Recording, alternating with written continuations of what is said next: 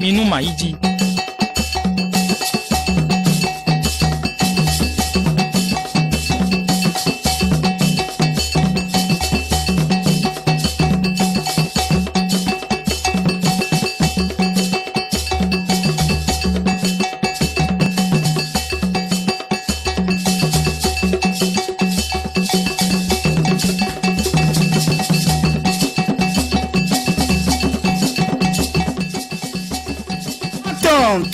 Mito la mikodo le renu le bokudo renu midi kudan wekete Israël weke soleil FM besi we midi sin jefa do seme pojito pon la me ni wa mito yo kan we ko bo mi lolo mo yo mi o sogbedo agbasa Gislin agbangba e wa do mon jenu mi Jules agbojanto mesinto mito ni lo mo yo nkokoko afowa agbasa ni wa yo jito mi ko je pepepe ne apawe to nu konton yo man sei ko Vinonu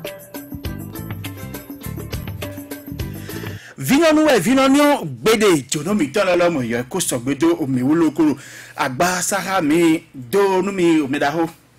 do nu mi medaho agbojato do nu mi daho vivi kudole ya wonu le wenu ro kuno ye konton todo mi tole mi docteur Adama don posi grele token jono to ye mi de home docteur allez tenu mi de mi karitam medaho agbojanto ena chen mi kaka me kudo tozo me kudo mondiamena to vite aussi mi gbon fine cho mi na ihoje mi na gbon fine na to gbe todo mi to soleil FM ton le mi so gbe mi tombo donu mi allez mi de lo to o me lo gbe o me no in token glele Adama don posi in no plan meto do nyonu podo no ni no me gbeto na dobo no we glofi lo na dodi bona mo fenu gbe me fi to le bi bona mo lude di lo gbe me fi bona mo di do lo gbe me fi bo la meto na no ganji konsin dagbe fifa na no kanu bio na no adodo ni lo kweton gbe retonu. Je suis consultant en phytothérapie. Je suis biologiste de formation. Je suis domicile. Et si dali aussi nous mi plan et si nous doit mi ba. Loba liene nous mi non so o gbedokun le do ruzu ndudu dagbena. Mi non so gbedokun le do ruzu nu gonu ndudu na. Mi non so gbedokun se domicile lo no doblo amasin Amant Sinton. Nous tovito si les bons, yena si humo azonre bo, yena si humo dudu dagbe, yena si hudo noue dodo, do kaine wa jode yo, noue seko do kaine me, do baine me. Chobo mi wa jo, bedo mini so, bo zan mi toenye yo, wele yena so nou yena so do ti, lo na si humo fen tombo duo. Bon mon fait tombe non kon do weke me fi do gbegbo no fi bon no gbome adan gbome lame jide na no zone oni kaloku bo na si ho to sin kan ali ton no emide docteur gan Adama don posi glele to ken nu yentode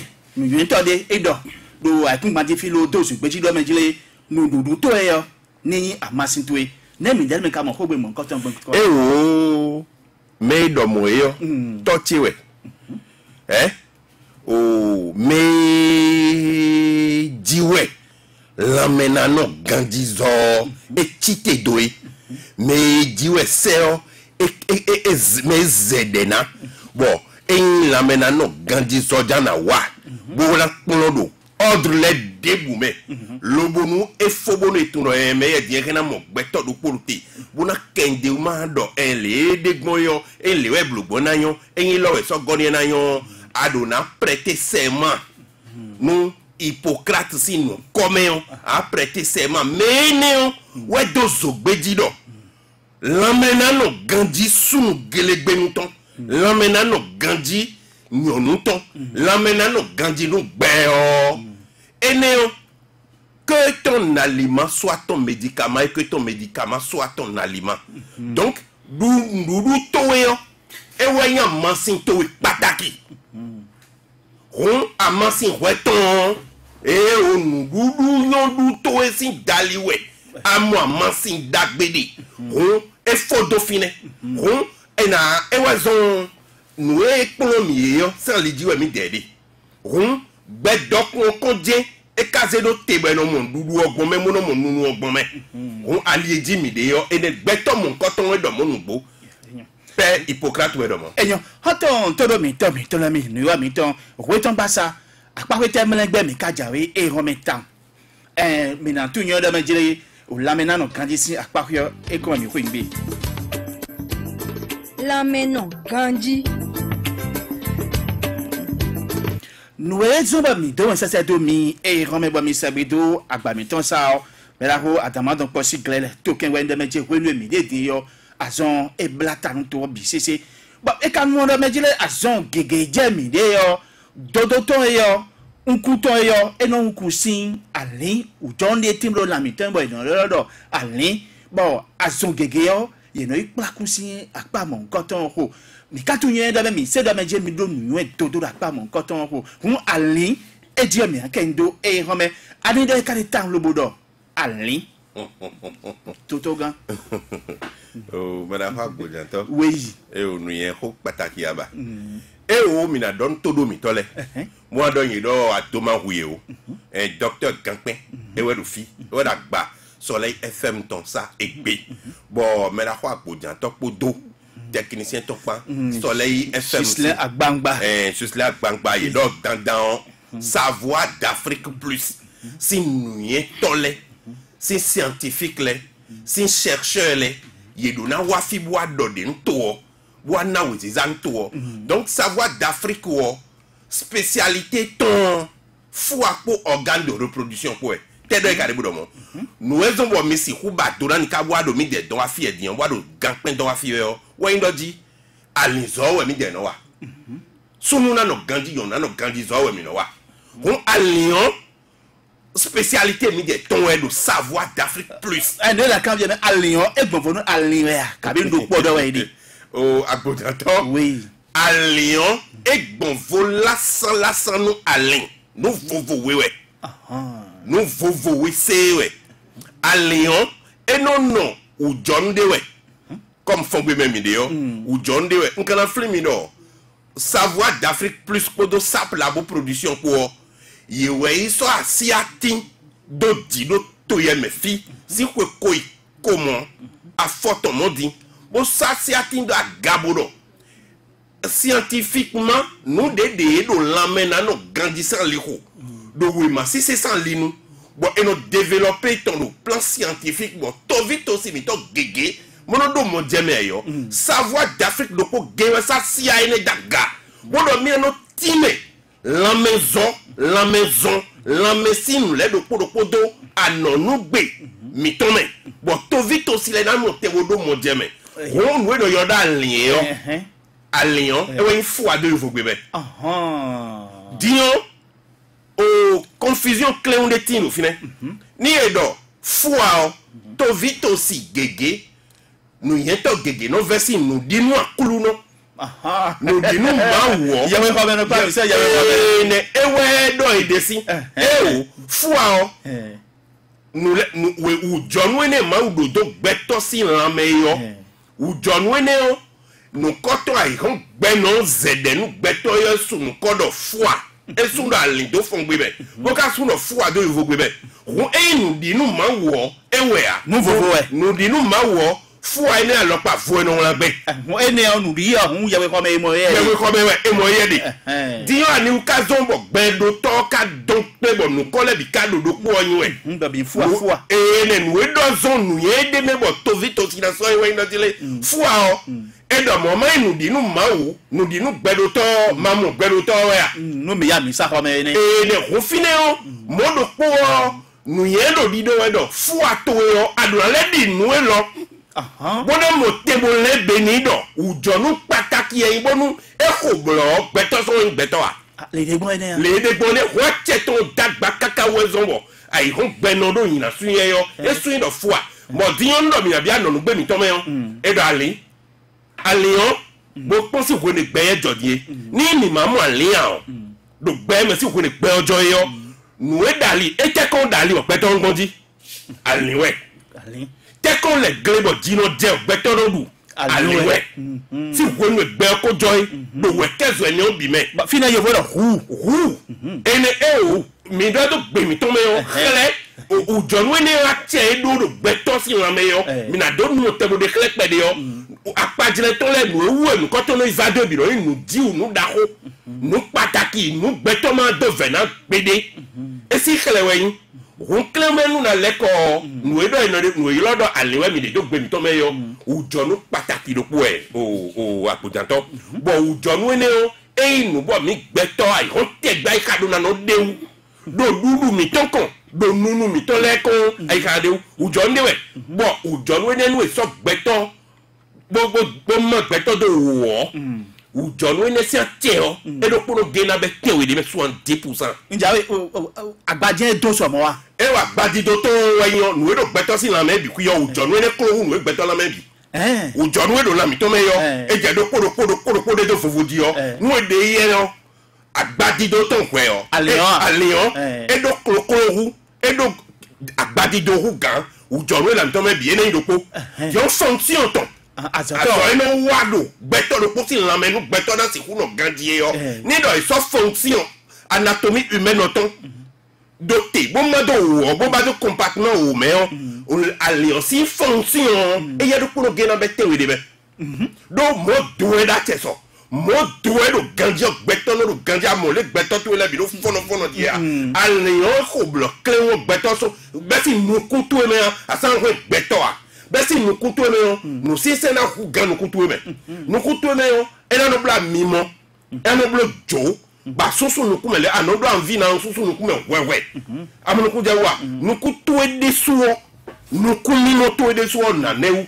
ko mi ko ikote ni abe ujonu ewe yo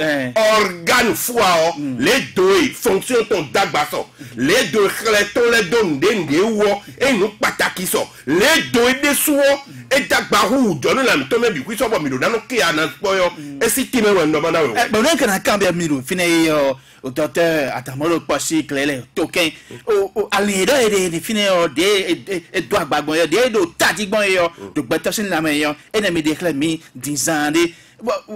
Alliant a son tellement no do gbeto town a son tellement no go si uton town ne Alliant do mayo mi to me yo ou organe no yo fu ay Alliant to vito si la ni keto bo se ye ni ku gbigbo ron e to le e diablo khodio e no se tan gege doté bono na avertissement me e lo to kon kuku wa we e no kuku ko mo do nu me e no sin do manyo mi to didi ai ho gbe no ma wo do gbodo obu ma to me do faute d'ignorance mon peuple périt ho manyo ene me bono do clientan na wewe e da vetia mama to wa le no be bo di to kun chero kuku manyo utu e ne ho manyo ene o do Alliant kon e hu me gege bo do ba nu si wenu egbe ojo yo do mewi gbeji trala o allez ozo nyem do bi ba savoir d'Afrique ton bien focalisé do allez on dit do mi amodo gbeto e do kuku e do mewi gbeji si we mo pa li yo azon lopa mi no je ka bo azon lo ipa mi jonu ku yo da zon lo pa be jonu ku azon eyin ku e mi no ku do mewi gbeji yo e vloku odo wo alin si kuku ambe aizendebe azewe mi no do me ne mayone manyo mi tone eyin e diablo hodio nunu konto ino pacha merie to vito si sole FM si todo to emi savoir d'Afrique ou ama hunu ye homi tole na tas we utiza do gbigbo mi tole me nu no ti konwe nous no be continue me et nous ti konu me kaka be no cambio me de do bo nka wa nde bu abo nka continue me e Alliant blood je to yo e de fa do le e de de to dire e do ay malai kan ba ko bo wa ko gbe bodun bo ka malai no mi malai gbadanu ayi ro na ho so mai mi fo mai mi na do fatigue na yibo la mena khé la mena yaba tite blebe we tun de vo kanji no ganji ye ni do to Alliant e diablo khodio ayo wa na mlo bo na mla bo damlo to lo wole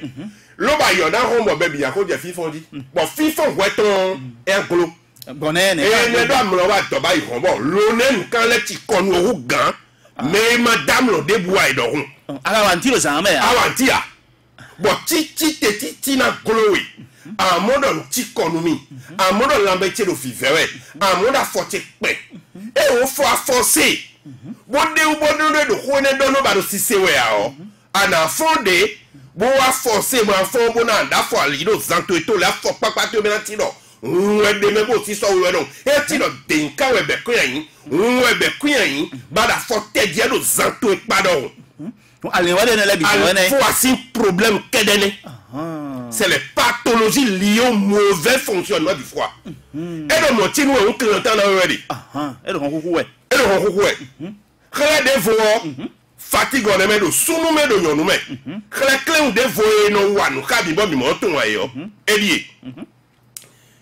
kan wa ko wa kwegbe lo bo kwegbe wa to ka gbo we nu pede bo gbadandu du o wa servi nu ka bi wa du nu gbadanton do 21 22 23h adun ko je we a o no kwedu e gbe do je de khoto e mene o anado digestion de bois kaka je ganton me geneme no kwedu dia ko gbe da dogo to mo constipation na dijan mo alion da so to wa ya ni alion wa izomo zomo beto de po tele anu no linu no gbode tonji badu to no broyer e no gba bono regrenya bono so sedo homi to me yo alion wa izomo khosu lobo no alipe lo bole magasin e no stocké no lo padu pen adu abobo adu moliku na du ade bo kako moliku bo ya bobo deji bo igali deji ble makani deji bo igwevi deji lo le so pen do ble igali gona basile vo deji kwiro poke yo e akunu na bi kwi ple yo e ti le so mo kono te ba ikunu no so amodo miali gino no so amodo miali agbade ya no so amiali o atali tono so amodo miali soja no glim no so amodo miali yo mai so mo ho me be do ya ganji chobo ganho e o de merepo to liji ale wa zo ino wa gbeto si lan me ni e ka yenu ye yo zo mo no do presse yo e mo so soja apo agbade opo molikun po ayikun po bi wo huzu do fun yo me zeboli de e blo mo be e ne mi je gbeto le kono khunu ne bi ku iple journal yo do manya mi tome e adu no gane me yo be ando de ko to bele tu es en le constitué complètement bon à fond zanzan e o jawe atagba no alion di vlavo ya so hu gan lion vlavo ya ka a so hu gan de lo ako biblionie da ide ko clientan na we nu exemple de naje nu ko yi bakatun mi do ne di yo bo ipo mo blo nu wa de ba ido tenu jan yo ai do tenu consider wil jogo ne do ai vous faire dos sur abi 2 verres bon ni ran we ti bonu we ni ko we dodo beton e wi so eji e na gbigbe bi se e na gbigbe bi o ni ya wa yin akami to so kami to le bonu eto a masinje lo bonu we yo nya e no so ba le no wa so kan ti ya o debu a gbede ko do mi le fidie yo adoji alion todo mi tole yo ye ni se le alion ko jeblo ko di yo te ko na di e go na jeblo ko di ba do tenu ko do jambe jire nenu yo alion hu deji ale de do no pataki weti mo wa le mi to mo gbedi ko no fu agbegbi yo e weyin nde tele we alcool so kami to lo le eno re gbedi gbedi ni je no je po lala eno wa to we go ami ni mi da mi ja mo to de be ganji ami debu po nwa ami debu e ba ami fofo gbede aponi mi to lo we go mi de direct e du awe mi do ame l'excès de toute chose nue nino ba nu bi yo ba me fun gbe aku odo jele kaji we nu bi no adosin ji yo ami wa nu ku to me do kun fine me o o kwenu do bolo ho we o e do ganji o a do si so se de we o e na kan do e bodo y éliminer ouais wenu ade o kaka mo tombe do clientèle le na we ta na no fe wi nu ku glo to na no du e do nu ko yi we lo fièvre no wa tu no je mi on rundi e no do clé similaire clé do ko vlafo ha zan sou peson bon quelqu'un mi to le mi no tu amodo di do nu zan sou peson e lobo y traité zan sou peson zan 2 semaines plus tard, nous avons docteur qui a traité Aïda Massine, Dagbebo Mouyo, nous avons contrôlé le père, comment nous avons traité une des sous le podium. Nous avons traité, bon, nous avons traité, si Aïka Dondje, à 0 d'Odienne, à 0 pot, à 0 pot d'Oulan de Sobon. Et à 0 pot, confiné, mais et Jamon Blodi, et sous et oh, mais non, non, globi. Allez, le poney. À Lyon, et nous sommes debout. Mais si elle m'a dit là, et soit font quand on et colonel Golobi. Performance sous nous ton masculin et non réduit, pas de carbone, bon, des voix qu'elle dit. Et ça nous font quand il y a Kabi ou si on s'en entend Gandia. Et non, question blébindé, nous et le Rodon de Massi, c'est vrai. Et la question réglée, donc, nous et l'homme, il est de leur foyer. Et il y a pas de moment. Mais les filles n'ont pas de regret. Gandhi. Et Manda, Mandou. Gandhi. Nous doué midi là et daliwe. Si on a ici d'agbedi. Alors, qu'on contribue à nos compositions protéines. Nous voyons les timbre nos canjomé. Nous voyons d'agbedi les composés canjos si nous la mitome de canjoy. Et allez au blanc. Production nous avons produit c'est de canjon mais c'est de la meilleure nous avons bien dit blé et blé nous devons contribuer à nos compositions hormones mitole vitamines calcium nous avons les biquilles et nos blanc produit fini anatomie humaine autant qu'un si roi de kenge usine ou à base à miton sous le théâtre usine et usine on donne caca et soit produit au principe d'agulabile journée et dans cacao production ton wine signé donc il organe l'aide pour comment contribuer les diadigbo les diacaboya si aussi production usine auto si on a blé à fondation de millénaire il a blé blé tombe bon nous on quand nous bêta ou léon à léon ouais nous on a léon j'ai continué dit à dami gbani à do lang gbani à do pain gbani à do kwa gbani à do cho gbani boko ple bonu do iye kaka bonu yon to bi a jan et on dit titedi on dit floflodi et dit mon ti di sunu no ko no golo toto gan adama no ton posi clair token mais non c'est dame jile à léon et jawole la ni ba léon et no ate ale no te ngbo ya no flo et no flo et on te kakabo a jajahu no a jajahu a disiton glowedi a jajahu a disiton e je titedi o e no e podo ratu po réservoir e me kanjo no ma wo blo kanjo bon redo réservoir do la mi tome be do rat e da pe bi ku yo fie no ibe konye ne dio e je flo dio e no je rato zinji e je si do te tome no tonsi te tome bon ça pas mais non yo tonsi pas mais tonsi pas mais amon ku jawa tonsi pas mais on la ko bien me vla voir oh toto ga ada on donc aussi quelque chose no bien menu wa mo savoir d'Afrique et no toka me bon no bien et no chono kamblomo et no de on kije nyon tome mo de kwa mo de jo aminu blé no de no teuka me la ko agbojanto oui ipondoji keke to yo moto to we dagbe yo ipon semaine où nous akuna o amon blo vidange na gandi wa de su gbeto ko la mebo de proploy keze gbere po egwe bi na mo nu aso da o jan kaka no le uwe mo gbere po egwe bi no le we dandan ka pon dudu gbo kilogramme ndudu gbo no do se da dogbo to me keze gbere po akale gbede de semaine de pomme nya sa tewe di me yan lundi bodu mardi bodu mercredi bodu jeudi 24 sa tewe nka fombo ule tegbe nko so ne dagbaza wa nous de wuti mo nyeno sa dagbaza to nko le wu Gandhi agba do se do ko me don kale kanu asa tewe ne ndo se do kaka nu asa tewe do nu suno 4 fois ça fait 1 mois Gandhi nka le gbede na ko ton we de gbede ndo nu suno po ndoni nu suwe ndoni nu suato ndoni nu suwe ne kaka nu kwedo po Gandhi akablo vidange keke ko akade yo e kablo 2 semaines o Gandhi keke o wi we ka pondo blo keke o mo to o wi we pondo blo bado jojo do finewe akadu wo no adu le bo e kanu e ba khole ka bi ida ba ajiyan ko mo duwe yo akadu gudobo ya fodi yo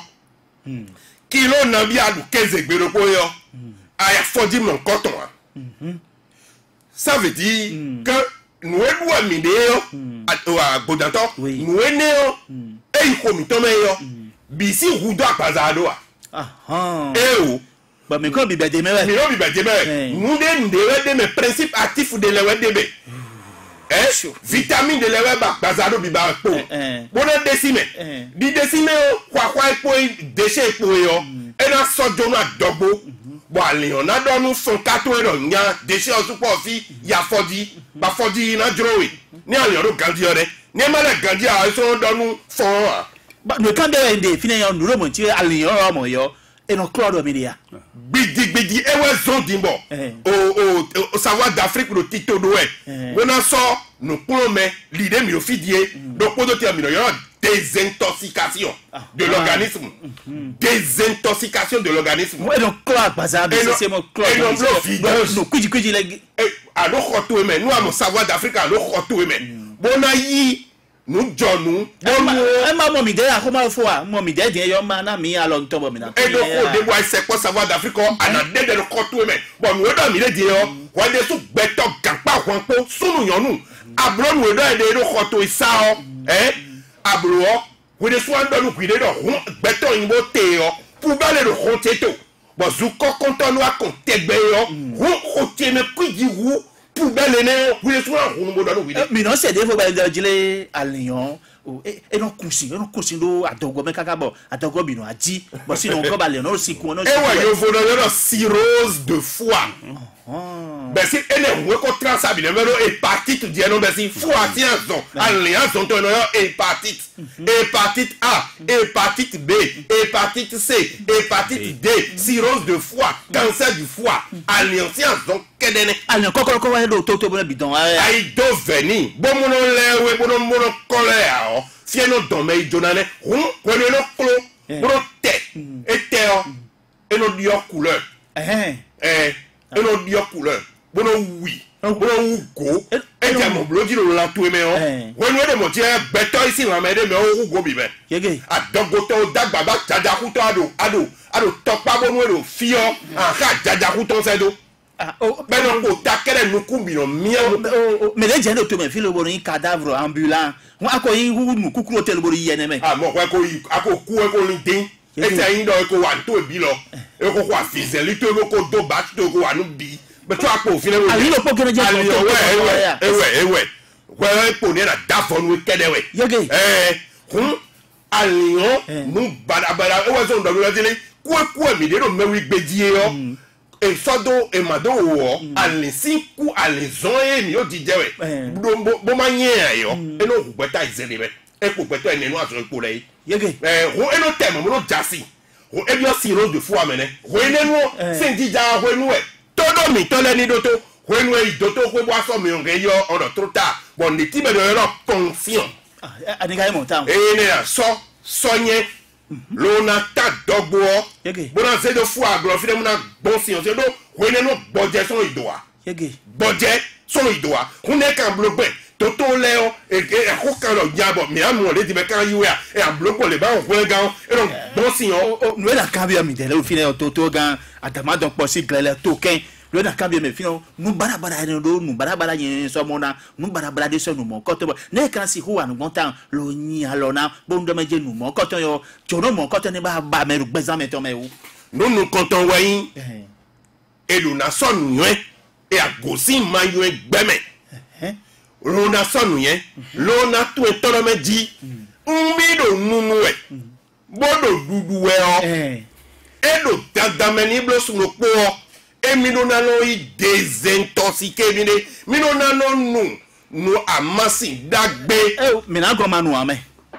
bon on a no motema no klojo ami mina yo mu lo mi de mina yo mu ya kabi nu wa ijodo bi gbidigbidi akabi pon e na fun ado ati na fun do e ma fun do o me ade amo ayino na noko ayido na noko ayido itefa we tai ayido na neko amo na no blo bido sabla dawo me na no blo bido je m'en fous mais ena pawe na dowe jonu o alinzona dowe jonu kabi toto e ka gbuli gbonu si mi ton ya le pe won lo bonu nu pon bojo so hanale bi ya fa do gbojo no bi se do ne mi kan dogbe l'habitude est une seconde nature. Si on voit l'eau potable est la meilleure boisson. Mettons mon beau mon et la sinzo marode oui, fian ko dedi. Mais ga ida lo. On finit mais na so ayi do te do wi wa dudu mi ton le po nunu mi ton le po kon. Bon le mi no blo vidange nou keke yo. Le mi a blo vidange nou mi de yo ne. Le mi no blo vidange nou moto yo. Le mi do na blo vidange mi de do.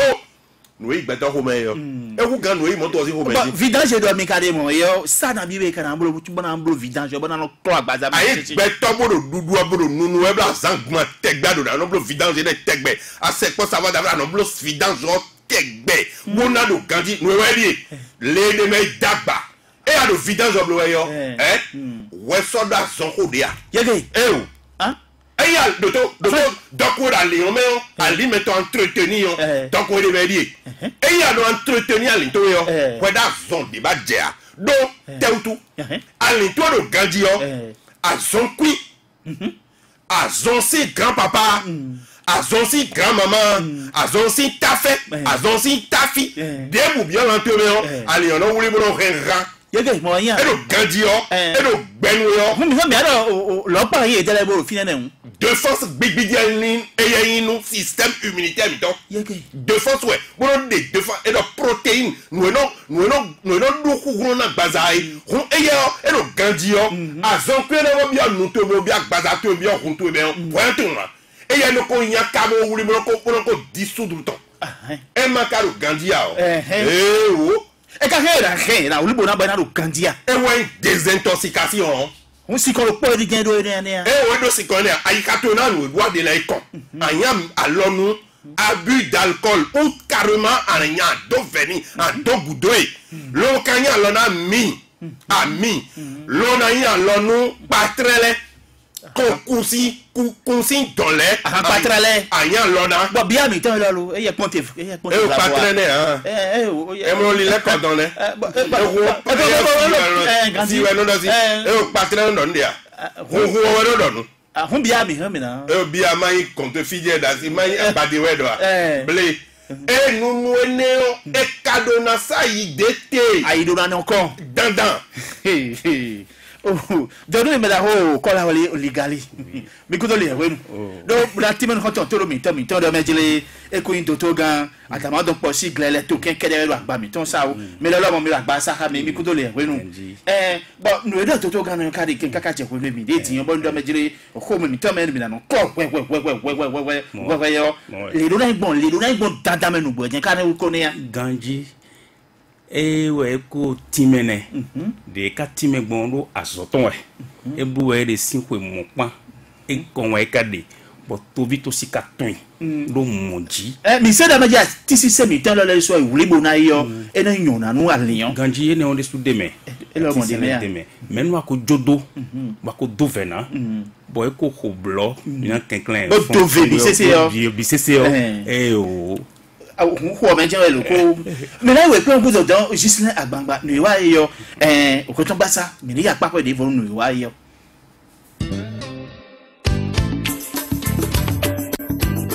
Mon jeme yeton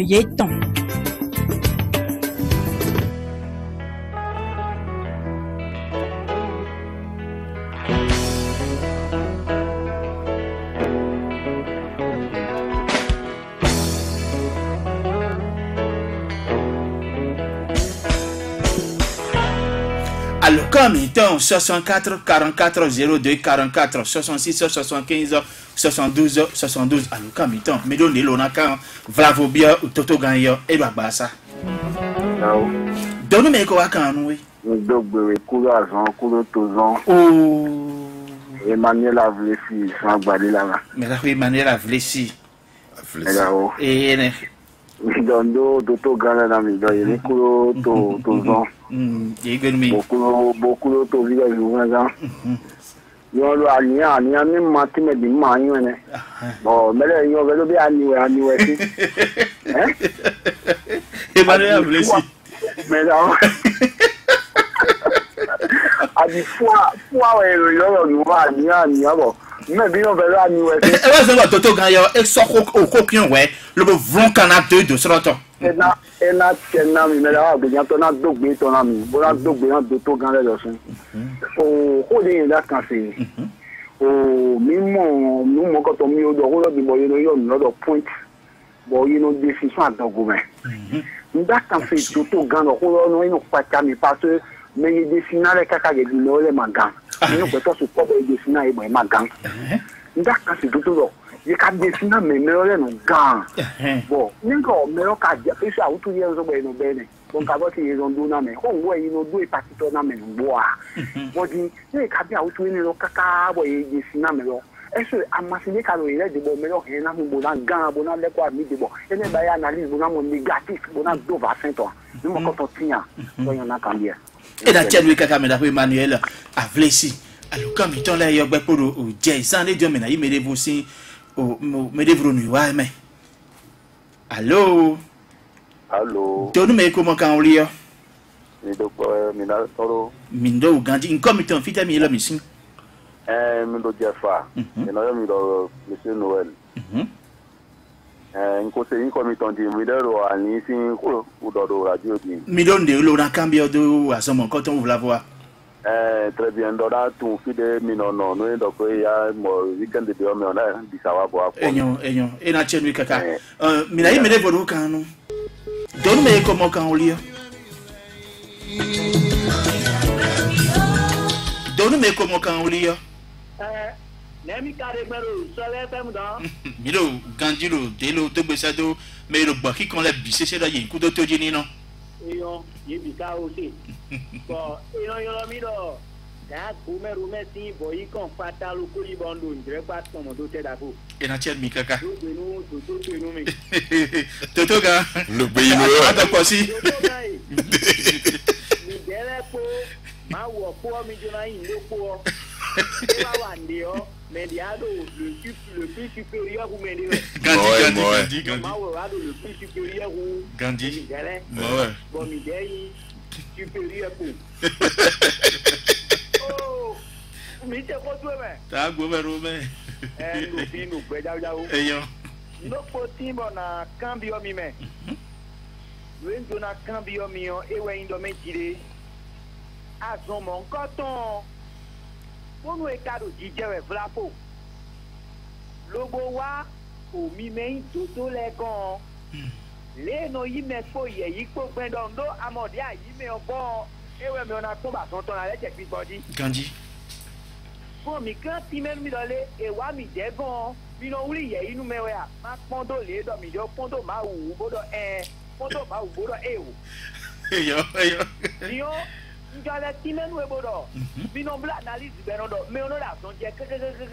bo eno dole eno yuku honi kuo bo le kalo ye iwuri nu megbon le do ko do ni megbon me ni o hero la kai bino bla analyse mo nko ton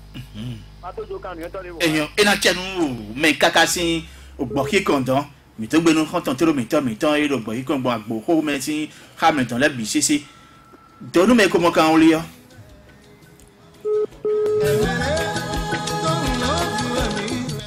Donne-nous, mais comment quand on lit?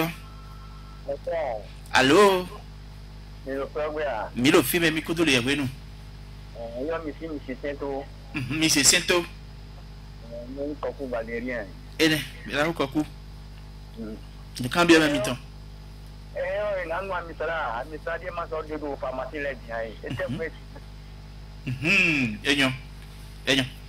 voilà. Allô. Donne me quoi quand nous. Mais là, pour bientôt, coup de fait. Oh, c'est Docteur Lenam. Et à tienne, Jacob a fait le bout. Mais là, on fait le bout. Oh, les Yona, Donna, Docteur, mais il y a tienne, on a mis mon jamais le support. Est-ce que là, mais là, moi, il y a 10 minutes, c'est moi. Est-ce que là, il y a un grand. Il faut camion, bon camion. Et non. Et sorry. Et non. Mais là, il met goudou to mais là, il remet le nouveau, mais écoute. Donne-nous, mais écoute les aveux. Oh, comme il et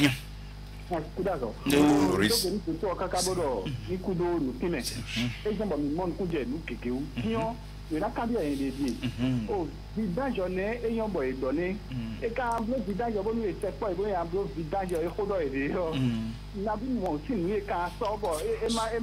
ma wa comme dîner nous est going na cambier est-ce que nous est très non bleu yo ou à ça et non va savoir trafic et refnet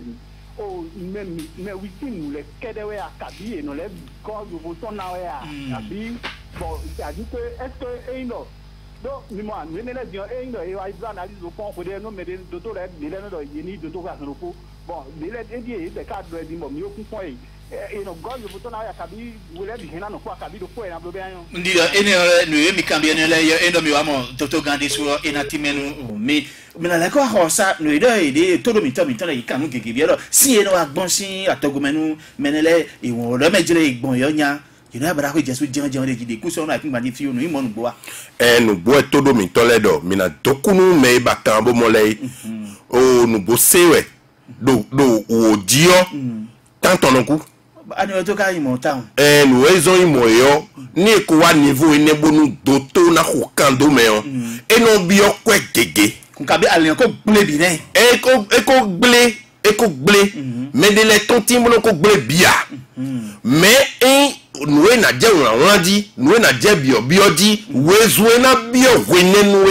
nous du pe makoda yi nous e gandi a e no apa me a do nous e do amasi lo dia nous zanzan weme gbada nous azan wo bon aka nous zanzan weme gbada na zanton bon azan te we po yo amaso ape wa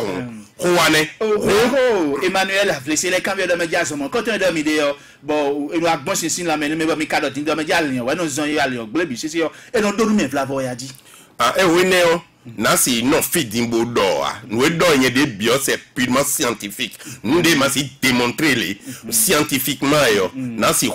ziva de dia et néo voler loin de la camion de médias ou ikawayo do dire des ya c'est zone si jono boyo e ba son ton yo et no ko boni adani le fin mais ou mais yo mi de gon e dia bo dia gbegbe dia wa mako no amasin debo azon to yo mado we ya ko jeti lo ko mi de no le jegudo analyse no biofle o me la ho adon do ko si e le ko amomi o mi ando le kai do apami ton sa do mi ton do bo afia de bo à l'instant yo e wa so mi tele bo mi ando apa mo poton ko kokoro ko bo mi ando hodo apa na kokoro ko e da me je do mi lo vidant toto mais le kan do me je le sra mi ton da le di bo sra le tem bo e non nous le bon sra ko me bi c'est mais do nous le yo men ye to bibidi we menen e flin koko donc we mi dem da so me ye to ye me fie yo docteur ko de bon so me kwa so pe so mo